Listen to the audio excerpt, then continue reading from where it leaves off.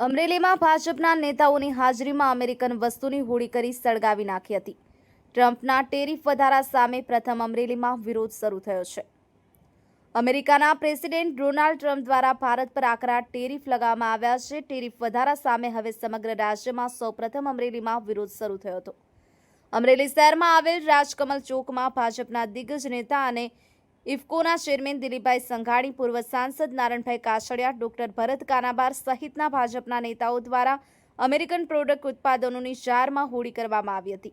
American Bharat દેશને ઝુકાવવા માંગતું હોવાના મનસૂબા સામે અમરેલીએ અમેરિકન ઉત્પાદનનો બહિષ્કાર કર્યો હતો। ગુજરાતના પ્રથમ મુખ્યમંત્રી ડોક્ટર જીવરાજ મહેતાના સ્ટેચ્યુને ફુલાર કરી બાદ અમેરિકન ચીજવસ્તુઓ જારમાં હોળી કરી સળગાવી નાખી હતી। ભારત દેશ આત્મનિર્ભર ભારત હોવાનું કહી અને અમેરિકાના ટેરિફ વધારાના વિરોધ સાથે સૂત્રોચ્ચાર કરવામાં આવ્યા હતા। અમેરિકન વસ્તુઓના બહિષ્કારમાં ભાજપના નેતાઓ સાથે મોટી સંખ્યામાં લોકો જોડાયા હતા। આ બાબતે દિલીપભાઈ સંઘાણીએ જણાવેલ કે આપણા દેશના યશસ્વી વડાપ્રધાન નરેન્દ્રભાઈ મોદીના આત્મનિર્ભર ભારતના વિઝનને વધુ ભાર આપવાની અપીલ કરી હતી। હાલ અમેરિકાના ટેરિફ વધારા સામે પ્રથમ અમરેલીમાંથી વિરોધ શરૂ થયો છે।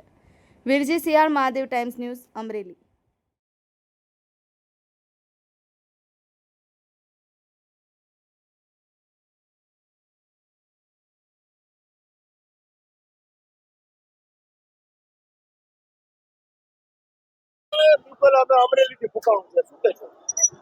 ભારત આજે જ્યારે વિશ્વના નકશા ઉપર ત્રીજી સૌથી મોટી આર્થિક મહાસત્તા બનીને ઉભરી રહ્યું છે, શક્તિશાળી બની રહ્યું છે, એને દબાવવા માટે અમેરિકન પ્રેસિડેન્ટ ટ્રમ્પ તરફથી જે એક તરફી ઊંચો ટેરિફ નખાયો છે, એના વિરોધમાં સમગ્ર દેશમાં એક પ્રચંડ રોષની આંધી જોવા મળે છે।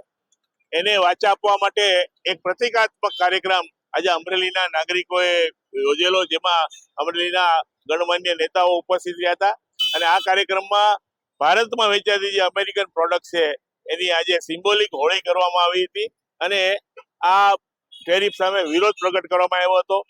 આ ટેરિફ સામે નહીં ઝૂકવાનો, નહીં નમવાનો નરેન્દ્રભાઈના નેતૃત્વમાં જે સરકારે નિર્ણય કર્યો છે એને ભારતની જનતાનું પ્રચંડ લોક સમર્થન છે। ભારતીય જન પરિષદ ભારતની જનતાનો અવાજ અને ભારતીય જન પરિષદ દ્વારા જ્યારે જનતાને ભારતના હિત વિરુદ્ધ કે જનતા વિરુદ્ધ કોઈ જગ્યાએ એવો અવાજ ઉઠાવવાની જરૂર પડે ત્યારે અવાજ ઉઠાવવાનો નિર્ણય કરે છે। ગઈકાલે માજી સાંસદ નારણભાઈ, માજી જિલ્લા ભાજપ પ્રમુખ ડૉક્ટર કાનાબાર સહિત અનેક આગેવાનો મળ્યા હતા અને આ બાબતનો અવાજ ઉઠાવવાનો નિર્ણય કરીને અમેરિકન પ્રોડક્ટનો બહિષ્કાર કરવો અને અમેરિકન પ્રોડક્ટને જે રીતે આઝાદી વખતે વિદેશી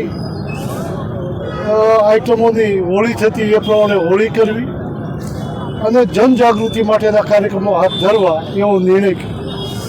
ભારતની જનતાએ જ્યારે જ્યારે રાષ્ટ્ર ઉપર જે કોઈ પ્રકારની આફતો આવે એનો સામનો કરવા માટે પોતાની શક્તિ અને ભક્તિ બતાવીને ભારતને અડીખમ રાખ્યું છે। જ્યારે લાલ બહાદુર શાસ્ત્રીજી પ્રધાનમંત્રી હતા, અમેરિકા અનાજ આપવામાં પણ ખિચખિચાટ કરતી હતી। જે પશુ આહારમાં ચાલે એવું અનાજ ભારતને જ્યારે આપતા હતા એ દિવસોમાં લાલ બહાદુર શાસ્ત્રીએ વડાપ્રધાન તરીકે અપીલ કરેલી કે ભારતમાં અનાજની તંગી છે તો એક અઠવાડિયામાં એક દિવસ ઉપવાસ કરે। એ દિવસોમાં હોટલો પણ એક દિવસ બંધ રાખીને ભારતીય જનતાએ ઉપવાસ કર્યા હતા। ભારતે ઉપવાસ કરીને પણ એકતા દેખાડી છે। અટલજીએ પોખરણનો અણુધડાકો કર્યો ત્યારે અમેરિકાએ આર્થિક પ્રતિબંધો મૂક્યા હતા। ત્યારે મને બરાબર યાદ છે, ગામડાઓમાંથી, કર્મચારી મંડળમાંથી, સામાજિક સંસ્થાઓમાંથી આર્થિક ભંડોળ કરીને ભારતની તિજોરીમાં જમા કરાવવા માટે અનેક ઓફરો શરૂ થઈ ગઈ હતી કે ભારત કોઈ જગ્યાએ પાછી ન કરે।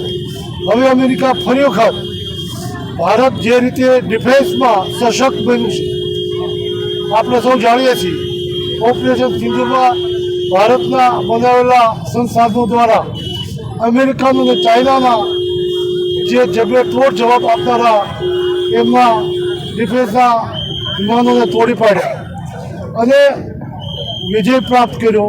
એવી સ્થિતિમાં અમેરિકાને પેટમાં તેલ રેડાણું છે કે ભારત હવે સક્ષમ પોતાની ક્ષેત્રમાં તમામ ક્ષેત્રોમાં થઈ રહ્યું છે, આર્થિક સ્થિતિમાં વિશ્વમાં ત્રીજા નંબર તરફ જઈ રહ્યું છે, ત્યારે ભારતને દબાવવા માટે એમણે ટેરિફના નામે ટેરિફ વધારવાના પ્રયાસથી ભારતને દબાવવાનો પ્રયત્ન કર્યો છે. ભારતની જનતા જાગૃત થાય અને અમેરિકાની કોઈ પણ પ્રોડક્ટ વપરાશ ન કરે અને એનો બહિષ્કાર કરે, એ જનજાગૃતિ માટે આજે અમરેલીએ આ કાર્યક્રમ શરૂ કર્યો છે. આપના સૌના માધ્યમથી, મીડિયાના માધ્યમથી હું દેશની જનતાને વિનંતી કરું છું, આપણે સૌ જાગૃત થઈને ભારતની શક્તિને ભક્તિ બતાવીને ભારતને મજબૂર નહીં, ભારતને મજબૂત બનાવીએ, એના માટે આપણે સૌ આગળ આવીએ. વંદે માતરમ. ભારત માતા કી જય.